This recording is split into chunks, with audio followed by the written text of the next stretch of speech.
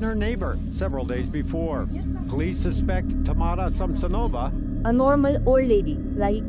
Well, सबको देखने में कुछ सालों तक यही लगता रहा अनटिल उन सबके सामने वो सीसीटीवी फुटेजेस नहीं आ जाती जो उन्हें एक ऐसी सच्चाई का सामना कराते हैं जिसके बारे में उन्होंने शायद ही सोचा होगा। ऐसे क्राइम जिसने नॉट ओनली रशिया बल्कि ऑल ओवर द वर्ल्ड सबको शॉक कर दिया था। कोई नहीं समझ पाया था कि कैसे कोई ऐसी फेस के पीछे इतने भयानक काम को अंजाम दे सकता है, क्योंकि इस काइंड एंड इनोसेंट बिहेवियर के पीछे एक ऐसा फेस छिपा था जो इतना भयानक था कि शायद ही कोई उसके बारे में सोच पाए। इन्हीं कामों की वजह से उसे दो नाम भी दिए गए थे, ग्रैनी रिपर एंड बाबा योगा।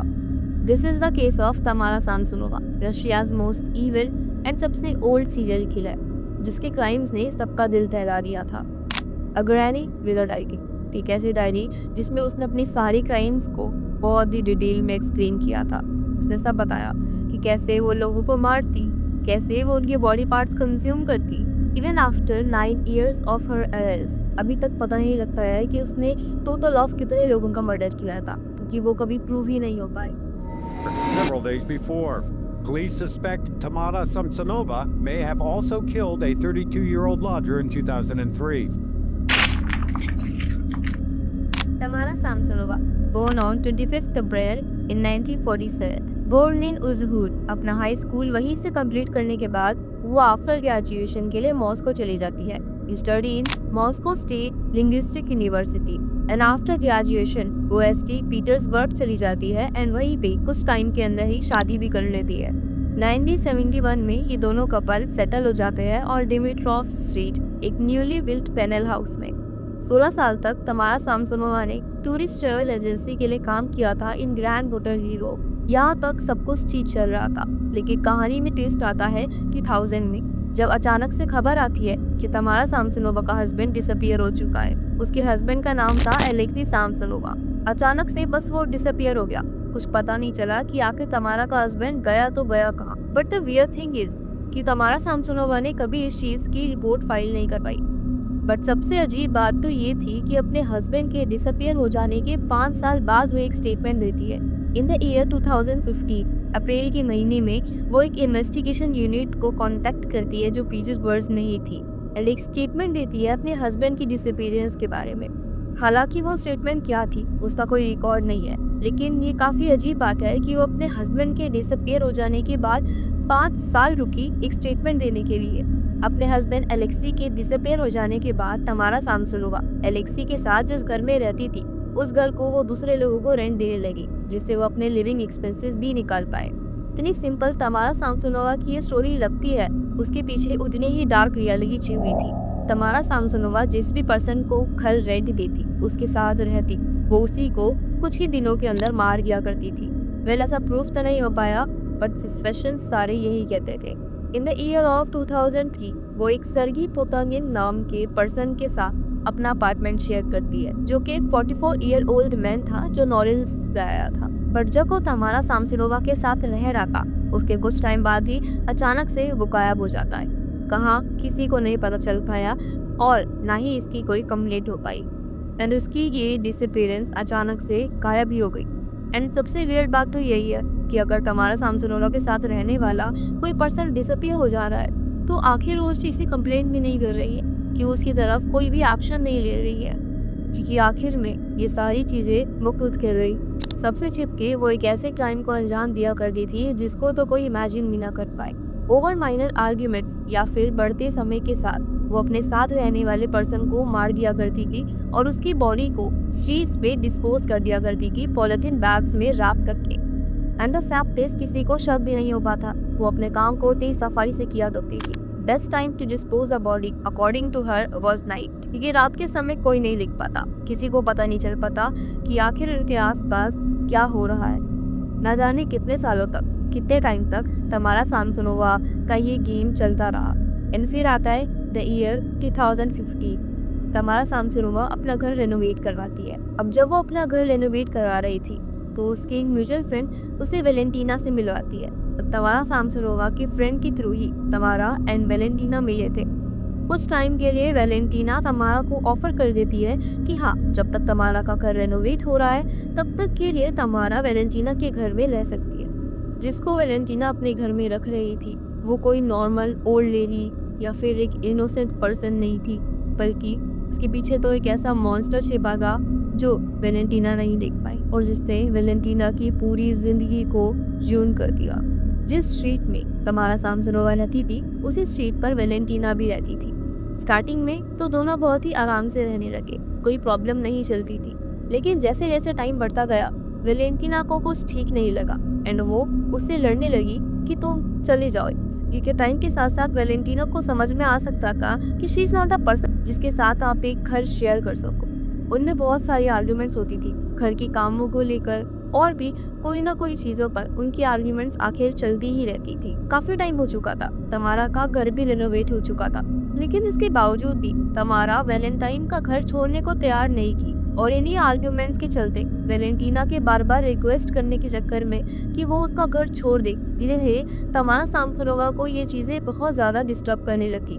उसको ये बहुत ज्यादा इरिटेटिंग फील होने लगा एंड वो डिसाइड करती है कि जैसे उसने बाकी सबकी लाइफ को एंड किया था वो इस चैप्टर को भी एंड कर देगी। उसने एक भी बार नहीं सोचा कि आखिर वो करने क्या चाह रहे। एक ऐसी पर्सन जो उसको उसकी नीड के टाइम पर एक घर ऑफर की थी, एक घर रेंट पर दी थी, वो उसी को मारने जा रही थी। ओवरऑल स्मॉल आर्ग्यूमेंट्स जो कि तमारा सामसोनोवा की वजह से ही होती थी। वेलेंटीना ने तो सोचा भी नहीं होगा कि जिसकी वो मदद करने चली थी वही उसकी मौत का कारण बन जाएगी। और 22 जुलाई उसे सही दिन लगता है अपने इस क्राइम सीरीज को कंटिन्यू करने का। वो एक फार्मेसिस्ट के पास जाती है और फिनाज़ेपैम परचेज करती है जो कि एक टाइप की मेडिसिन है जिससे हम स्ट्रेस एंजाइटी को ट्रीट करते हैं। घर आने के बाद वो ये सारी मेडिसिन को वेलेंटाइन के ओलिवर सैलेड में मिला देती है।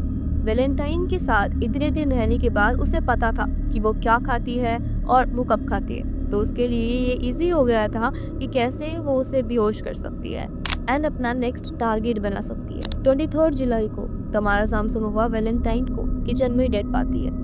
वेलेंटीना को डर पाने के बाद वो 2 नाइफ्स का यूज करती है उसकी बॉडी को पीसेस में कट कर ली गई। नॉट ओनली नाइफ्स, वो सॉ भी यूज करती है और बिना कोई शक के घेरे में आए हुए उसने आराम से वेलेंटीना की बॉडी को स्ट्रीट पर डिस्पोज कर दिया। बट शायद इस बार तमारा सामसोनोवा का लव उसका साथ नहीं दे पाए। 26 जुलाई की शाम को बॉडी को डिस्पोज करने के लिए वो उसे बाथरूम कर्टेन से लपेटकर हाउस नंबर 10 जो कि उसी स्ट्रीट पर था एक पॉन्ड के पास छोड़ आती है।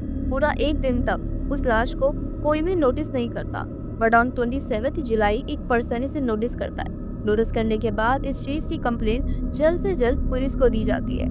सिंस वो उसी स्ट्रीट की बात थी, सब जानते थे, तो बॉडी को आइडेंटिफाई करने में ज्यादा देर नहीं लगती। वो लोग वेलेंटीना के घर जाते हैं। वेलेंटीना के घर जाने पर उनका वेलकम तमारा सामसोनोवा करती है। घर की छके के बाद वो लोग देखते हैं कि पूरा बाथरूम खून से लथपथ था। कर्टेन्स वहाँ के फटे हुए थे, वही कर्टेन जिससे वेलेंटीना की बॉडी को लपेटकर पॉन्ड के पास छोड़ा गया था।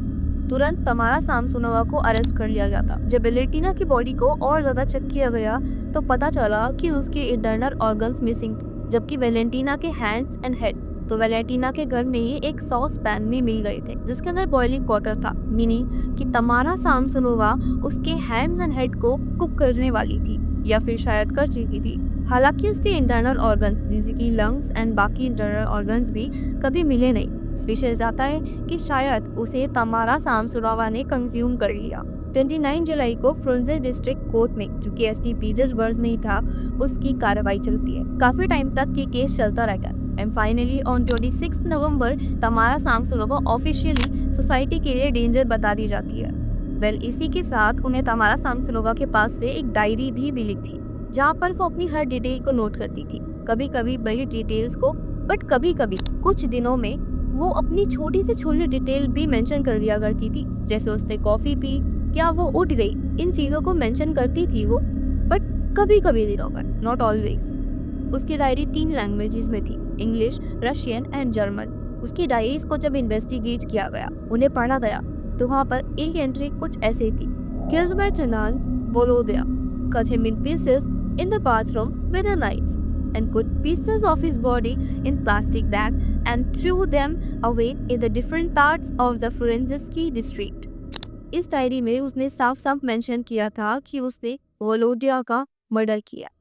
कैसे मर्डर किया है और आखिर उसकी बॉडी को कहाँ डिस्पोज किया, कितनी कापली she mention everything in her diary. वो रिचुअल्स भी परफॉर्म किया करती थी और ये सब चीजें उसकी डायरी की एंट्री से साफ साफ पता लग गया था। तमारा सांसोनोवा की डायरी एंट्रीज देखने के बाद पता चला कि उसे ब्लैक मैजिक भी पसंद था। वो ब्लैक मैजिक प्रैक्टिस भी अपने घर में किया करती थी। वो अपनी डायरी एंट्रीज में बॉडी की कुछ सर्टेन पार्ट्स को कंज्यूम करने का मेंशन भी करती थी, जिससे उसके ऊपर कैनिबल होने का सस्पिशन भी जाता है। जब तमारा सांसोनोवा से वैलेंटीना के मर्डर के बारे में भी पूछा गया था तो उसने बिना कोई हिचके साफ साफ कन्फेस कर दिया कि हाँ, उसने वैलेंटीना का मर्डर किया है। उसने कहा, I woke up at 2 a.m. and she was lying on the floor, so I started cutting her into pieces.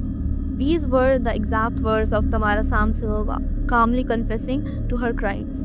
कोई नहीं सोच पा रहा था कि कोई कैसे इतना भयानक काम कर सकता है। सबसे वियर्ड बात तो ये थी, तमारा सांसोनोवा को जरा भी दुख नहीं था। उसे जरा भी नहीं लग रहा था कि अब शायद वो अरेस्ट हो जाएगी एंड उसे शायद कभी बेल भी ना मिले। उसके क्राइम्स ही ऐसे थे, बट उसके चेहरे पर जरा भी चिंता नहीं थी। Even she was happy, she was accepting कि हाँ, you can arrest me. Throughout the whole time जब तक उसका केस कोर्ट्स में चल रहा था, वो गिगल करती, क्लैप्स करती, कैमरा को देख देख के स्माइल करती, जैसे कि कुछ हुआ ही नहीं है। वो कहती थी कि हाँ, उसे यही चाहिए था। बट कितनी अजीब बात है ये कि आखिर कोई पर्सन के दिमाग में ऐसी क्या चीज़ चल रही होगी जो वो ये सब चीज़ें करना चाहेगा एंड इन सब चीज़ों में जब उसे फाइनली अरेस्ट किया जाएगा तो वो खुश होएगा। कैमरा को देखकर किसिस करती थी, जिसको देखकर शायद ही कोई कह पाए कि इसने ऐसे क्राइम्स किए। एंड फाइनली कहीं दूर तमारा सांसोनोवा को एक साइकेट्रिक फैसिलिटी में लॉक कर दिया जाता है, पर उसकी डायरी के वो पन्ने आज भी बहुत सारी मिस्ट्रीज साथ लेके बैठे हैं। ऐसी भयानक चीज़ें जो अभी तक शायद पता भी नहीं लग पाई है। हमें शायद कभी नहीं पता चल पाएगा कि आखिर इसके हाथों कितनी लोगों की मौत हुई है और कितने लोगों को उसने किस तरीके से मारा। और शायद यही चीज़ तमारा सांसोनोवा के केस को और भी ज़्यादा हॉरिफाइंग बनाती है।